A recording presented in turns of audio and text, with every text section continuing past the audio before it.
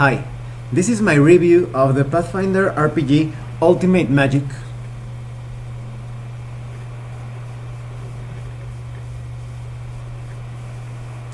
Ultimate Magic is a supplement that expands many magical options of the Pathfinder RPG. However, something that I've noticed about the Ultimate books is that the title would have been better, not better, more appropriate if it was Optional Magic. Of course, that sounds like a pretty crappy title, so it's better to call it Ultimate Magic, but a lot of the things here feel optional. Well, let's talk about the quality of the book. Well, to be honest, Paizo isn't very good with their quality control or quality assurance, because both physically and in the content of the book, they usually have a lot of downsides. For example, let's talk about the physical properties first. The Pathfinder books usually don't last very long. If you use them for quite a bit, let's say about 7 or 8 months of good use, they're going to wear down pretty fast. Let me show you. The pages start becoming really loose and you start seeing these horrible marks and separations. Here's another example.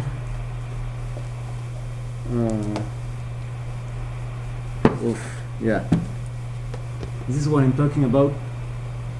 I don't know if you can see the marks and the creases over there. The cardboard is showing over here.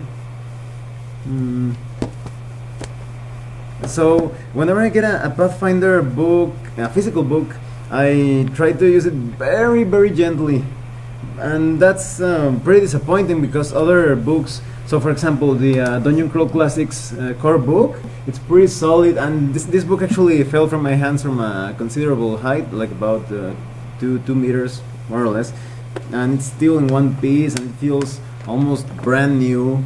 And even the old Wizards of the Coast, Dungeons and Dragons 3.0, 3.5 books are still pretty solid after many years of good use. But Pathfinder's good books aren't very good in that aspect. And there are even worse examples. Well, let's talk about when it comes to the content, the downsides of the content.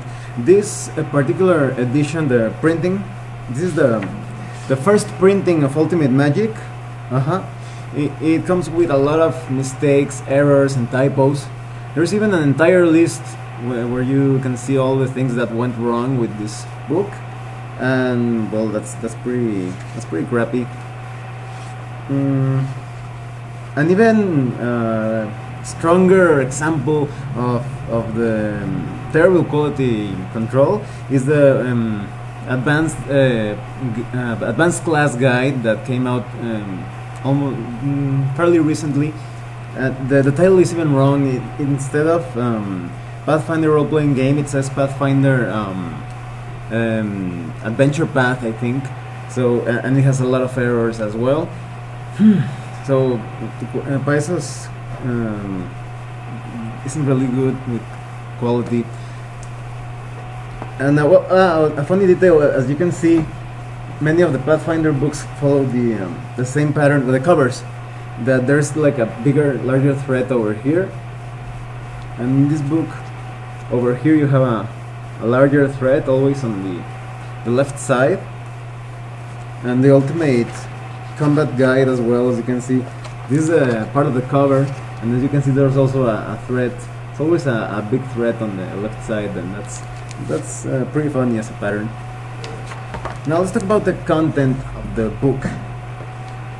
Well, the book gives you a lot of ways to expand the core rules related to magic, but and they also give you optional things.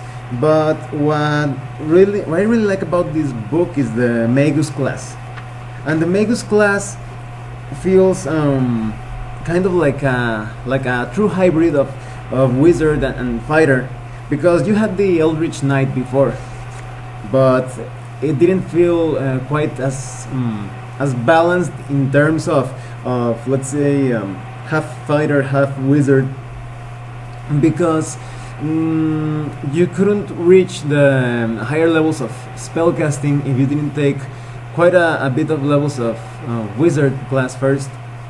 So I've seen a lot of players that play the Eldritch Knight as a 70 or 80% wizard character and just a bit of fighter, and it feels more like a wizard with some fighter tossed in to survive in case and the character somehow ends up in melee. Here's an illustration of the new Magus Class. As you can see, the art is pretty good. That's pretty obvious from the start. Well, if you like that that kind of art style, there's a lot of great illustrations. I think that the names should have been swapped. That is, the Magus should have been called the Eldritch Knight, and the Eldritch Knight should have been called the Magus, because the Magus feels more like a magic knight or magical knight of sorts, because he does achieve a sort of balance in that you can even wear heavy armor at a certain level and even cast spells without penalty, and because you have a sort of like a dual wield style where you cast spells with one hand and attack with your sword with the other hand. You do feel like you're combining magic, sword and sorcery, and well, you also get an arcane pool, and these points can be spent to empower your attacks, and you also you can use them as a sort of fuel with different Magus Arcana, and Magus Arcana feel like fits for this specific class. All sorts of different powers, such as critical strike, dispelling strike, empowered magic, spell shield, wand mastery. All of that has to do with performing like better in different areas, and a lot of those Magus Arcana cost a specific amount of arcane pool points. So actually it's a pretty cool class. Some players consider it a bit overpowered, and I think they may be right, but it's always up to the game master to try to balance those things, to maybe put some restrictions if the Magus becomes too powerful and starts outshining the other player characters. You can always toss in monsters that target spellcasters, or maybe some anti-magic fields, or there are some ways to achieve some sort of balance when it comes to gameplay. And well, the book also comes with a lot of archetypes and spell casting class options. The Alchemist has some pretty cool things. All of are pretty self-explanatory. You have, for example, alchemical zombie. You can create a zombie. Confusion bomb. Doppelganger simulacrum. The Alchemist learns how to create a soulless duplicate of his body into which he can project his consciousness. You can also turn yourself into a mummy, and you get more mutagens and bombs. You even get a healing touch and a spontaneous healing. And the archetypes are pretty cool as well. You have the Clone Master, the Mind Chemist, the Psychonaut, and well, the Reanimator archetype feels pretty cool, but it feels like they didn't put too much thought into it. It's obviously based on H.P. Lovecraft's Herbert West, the Reanimator, but the Reanimator here, you can animate dead, you can have some undead servants, but at higher levels you can create stronger undead, but they are not under your control. So for example, you inject a corpse and you wait 1 hour, and you better not be there, because the undead is going to rise and the creature is going to attack just the closest character, probably not just the enemy. And that feels, I don't know, pretty difficult to use, because it feels kind of like traps. A lot of players don't like to choose trappers or characters that set up ambushes and such, because usually the characters are very active. They are advancing, moving through a dungeon or a forest or whatever, and they are not waiting for someone to come in and attack them. So it's kind of cumbersome to move, and oh, I see the enemy is right over there, okay, let's set up an ambush, and they go back, they set up the ambush, they somehow lure the enemy into the ambush and point, and then they attack, and that takes a lot of time. So, and the Reanimator kind of feels like that. It's kind of ridiculous. It feels like, I don't know, you grab a corpse, you inject it with the serum to raise it as an undead, and then what are you going to do? You're going to carry the corpse and place it somewhere where there are monsters or whatever, and leave it there and hope that the monster will rise as an undead and attack them. And then what are you going to do? What if the undead kills the enemies, and then the undead maybe makes a lair out of that place, and you still have to go through that room or whatever? So I actually think it's better if you modify it as if the undead is revived under your control. Well, and you get also new bard features, which are masterpieces, and those are different performances that carry different bonuses and powers, but you have to take them in place of another. Let's see.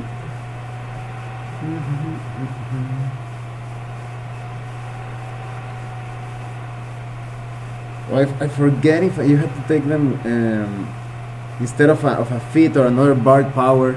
I actually haven't seen many of the performance of the masterpieces in use, so I really can't talk too much about them. They seem interesting, but not many of my players have chosen bards as characters. And when it comes to archetypes, you also get Demagogue, Dirge Bard, Geisha. Now the Dirge Bard, I think it's this archetype is kind of like a fix or an improvement over a version. I think it was called the Dirge Bard as well, that came out in Libris Mortis or the Heroes of Horror supplements from D&D 3.5, because in those books the Dirge Bard had a very nonsensical power progression. That is, the Bard could learn how to control or boost the undead so they aren't turned as easily as otherwise by a powerful cleric, but you didn't get anything that could allow you to raise undead until later levels. So it felt kind of nonsensical that you first get something to boost undead and then you get something to create undead. It feels kind of like now I can boost undead, but I have no undead under my control. It's pretty useless. And then you also get an archetype called the Geisha. That's pretty cool because it's very iconic. Here's an illustration of Geisha.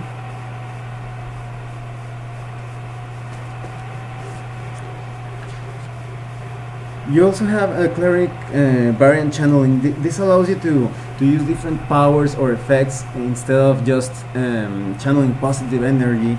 It depends on your cleric's faith or religion. So for example, if your cleric is related to a sort of like a sky deity, you have a lot of effects that are related to wind or air. So for example, you can help your allies by improving their chances to perform jumps or acrobatic maneuvers because you're manipulating the wind around them. And there are ways in which you can harm your enemies by making them slower, by projecting wind at them.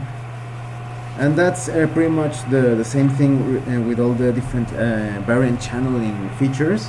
You get darkness channeling, death channeling, destruction, disease, farming, faith, fire. There are a lot of things. And you also get some archetypes because the cleric has a lot of ways in which you can modify that character class. For example, you get the cloistered cleric, which is kind of like the cleric that lives in a sort of like an ascetic seclusion in a monastery. You also have the undead lord, if you like to be as a necromancer but feel like the wizard necromancer is too fragile. You get this archetype, and that's pretty cool. And druids get more animal and terrain domains, like Arctic domain, mountain domain. You also get some archetypes, so for example a dragon shaman, The Pack Lord, the Moon Caller, Reincarnated Druid. Oh, I forgot. This is also pretty cool. You have the option of summoning Vermin Companions. So if you want your druid to be a bit more, I don't know, more creepy, you can have a giant scorpion following you around, or maybe a giant spider or a wasp. This is a cool illustration of a Saurian Shaman Cleric archetype.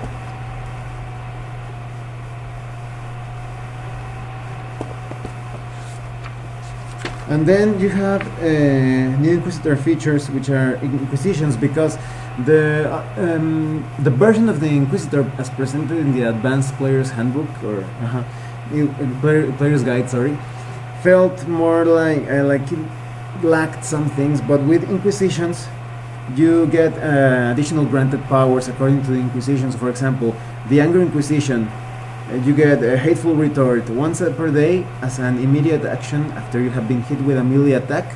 You can make a melee attack against the creature that hit you, and all of the other Inquisitions have similar powers according to their type.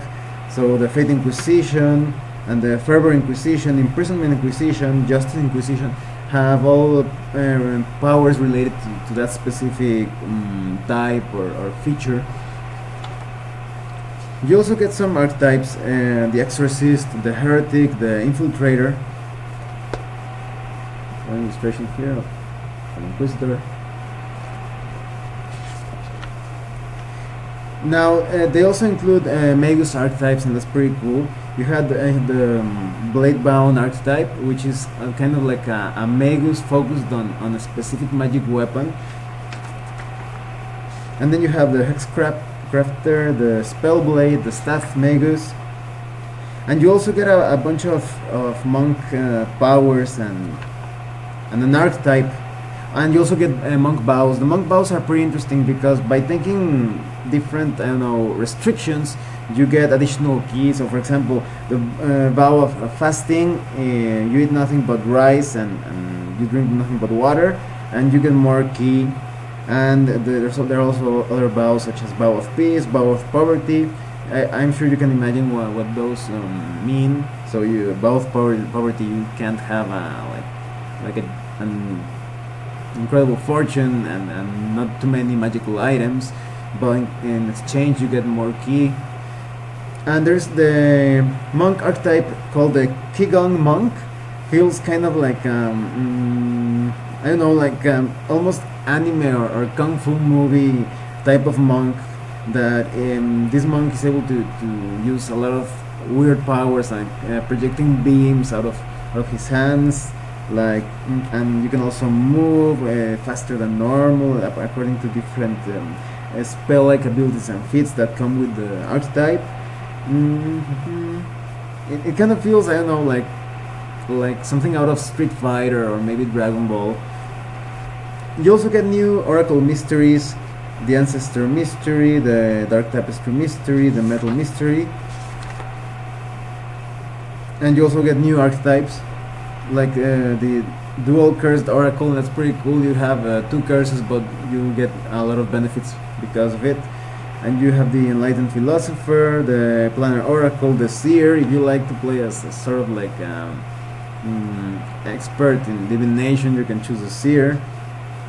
And the Paladin gets oaths, and oaths, well, they feel just a bit similar to monk vows, not exactly, but it's them in the sense that they carry out a certain duty or something that you have to, a sort of code of honor that is more specific in a function. So for example, maybe you have an oath against savagery or maybe against corruption, and everywhere where you find corruption or savagery, you have to face that source of corruption or savagery, and you get powers associated to that. So for example, when it comes to corruption, you have an aura of purity, so you get a +4 sacred bonus on saves against spells and effects from creatures of the aberration type.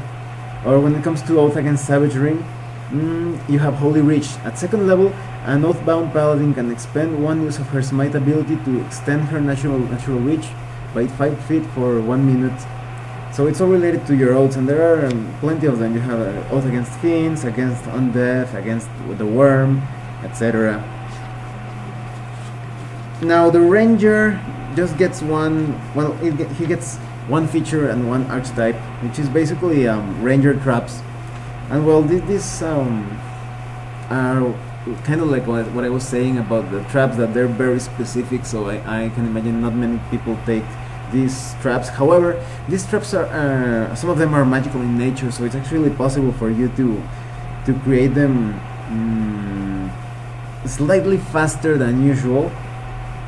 And some traps are just ridiculous if you don't empower them with magic. For example, you have the swarm trap, in which you create a trap with a bat swarm, a rat swarm, or a spider swarm. But if you don't use it with create it with magic, with the ranger's natural spellcasting powers, you're going to have to capture a swarm of spiders or bats to create the trap.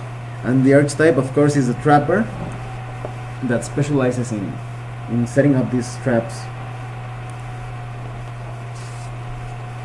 Now, and the sorcerer gets new bloodlines: a cursed bloodline, a fruity bloodline, the Rakshasa bloodline. You have a lot of and they have a lot of powers related to that theme. So the Rakshasa is going to get a lot of bloodline powers related to mind reading and hiding your aura. Or for example, the accursed bloodline, you're going to get powers related to horrific visage and wretched endurance, dread gaze. It's all just really creepy. You get some archetypes as well, such as a cross-blooded archetype, which allows you to have two bloodlines. You also get the wild-blooded archetype. That here's an illustration of it. It's all about tweaking different powers and bloodlines of the sorcerer class. And the summoner gets a lot of cool eidolon models. That is, instead of building your eidolon from scratch, you have like templates to create the type of eidolon or summon creature that you want. And you also get new evolutions. For example, you get basic magic that allows your eidolon to cast basic spells. You also get channel resistance, so the eidolon becomes less easily affected by the channel energy ability of clerics or paladins, etc. You get evolutions that cost 1 point, 2 point, 3 point, and 4 point. And two new archetypes that I think work well. They give you a text box, but it's really obvious from the start that they work as solo characters pretty well. And they are the Brute Master and the Master Summoner. You can have a small army of creatures, of summoned creatures with them. And you also get new witch hexes, minor and major hexes. For example, you get Child Scent. The witch gains the scent ability, but only with respect to humanoid children and immature animals. That's pretty creepy. You also get the Prehensile Hair. The witch can instantly cause her hair or even her eyebrows to grow up to 10 feet long or to shrink to its normal length, and can manipulate her hair as if it were a limb with a strength score equal to her intelligence score. That feels kind of like that cartoon Basilisk, where there was this ninja with hair everywhere, even nose hair, and he kind of moved it around as a weapon. You also have major hexes such as Beast Eye. The witch can project her senses into an animal within 100 feet, sensing whatever it senses. Cook People. The witch can create fabulous spells by cooking an intelligent humanoid creature in her cauldron, either alive or dead. You also get grand hexes, such as Dire Prophecy. The witch curses the target, so he is doomed to die. Or Summon Spirit. The witch calls forth the ghost of a humanoid creature with no more than 18 hit dice, and so on. And you get more witch patron themes and archetypes such as the Grave Walker. The Grave Walker is obsessed with the occult manipulation of the dead, particularly mindless undead such as zombies. You also get the Sea Witch. Your abilities are tied to the vast oceans and the rolling waves. Here's an archetype. Looks kind of like a pirate witch.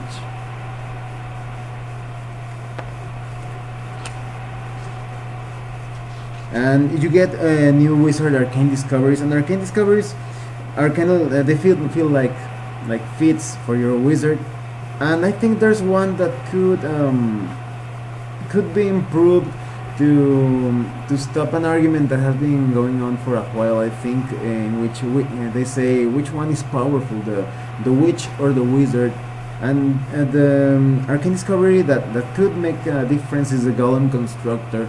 Now the Golem Constructor arcane discovery lets you create a specific type of golem, but just a specific one. You have to take this feature several times if you want to create different golems.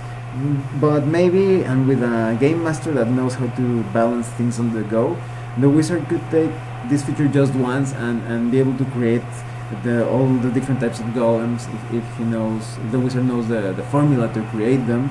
After all, they still cost money and different spells to create them.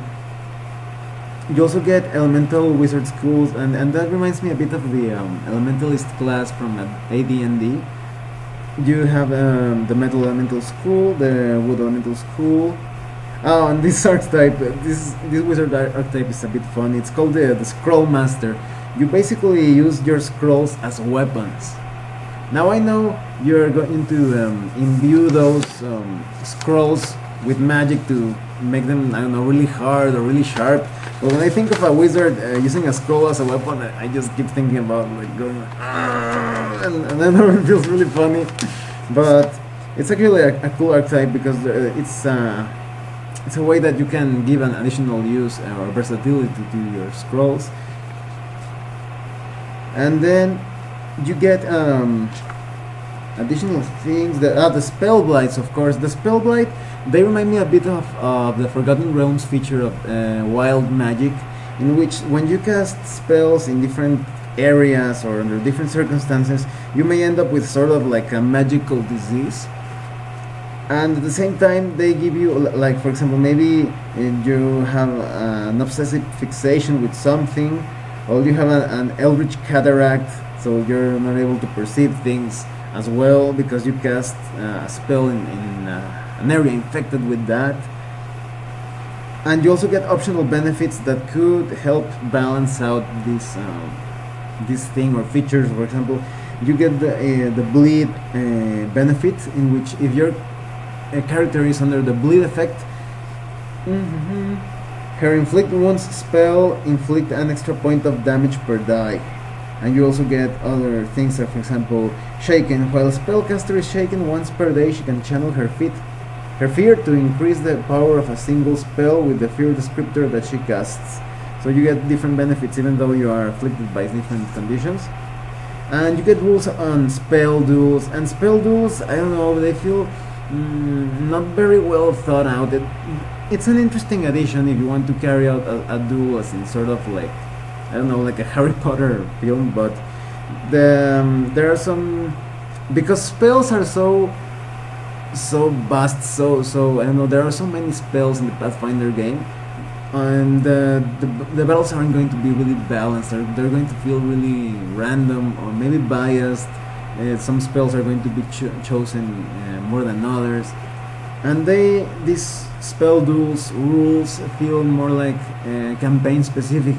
If you are carrying out I don't know, a campaign that is kind of like a school of magic, then yeah, they could be useful to represent those iconic duels. You also have a lot of features and more in-depth information on binding outsiders and making sort of like pacts and summoning demons and other outsiders. But well, they feel more like they could complicate things a bit. It's more like for those players that want a bit more crunch or depth into their dealings with the outsiders.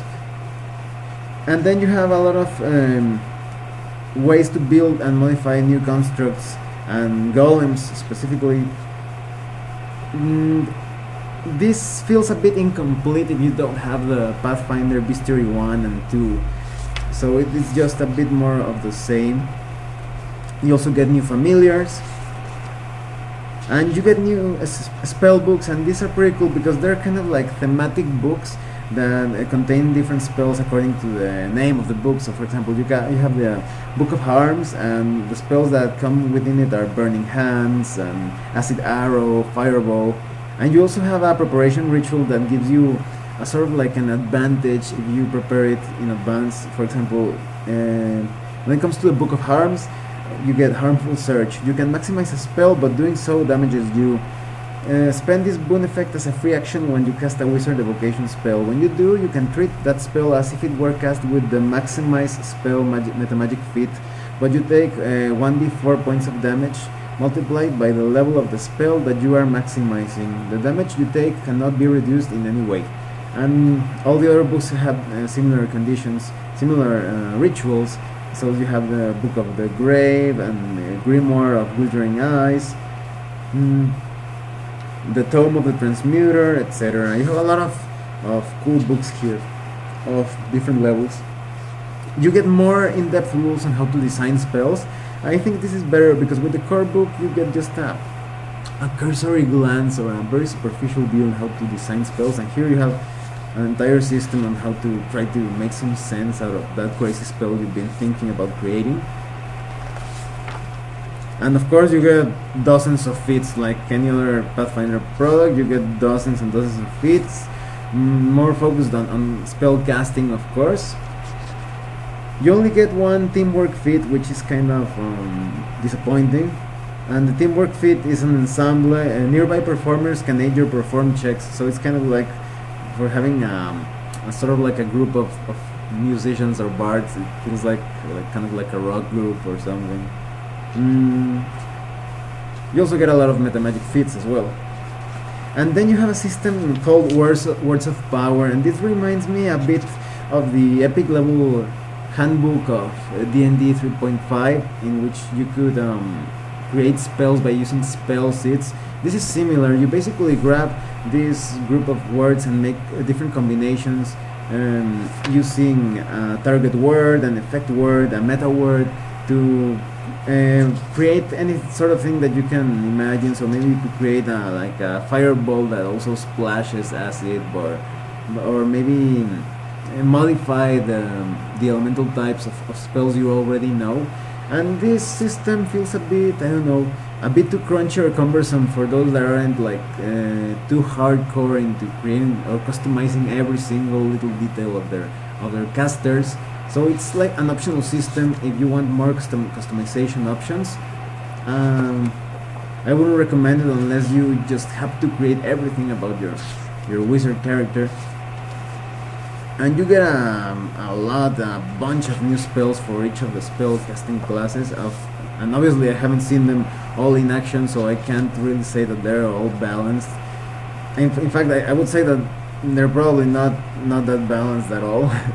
Just by reading a few of them and seeing some of them in action. So they're just there for the fun of it, because as you well know, if you have characters that choose a sorcerer or a wizard, they're going to feel like they're using the same spells over and over again.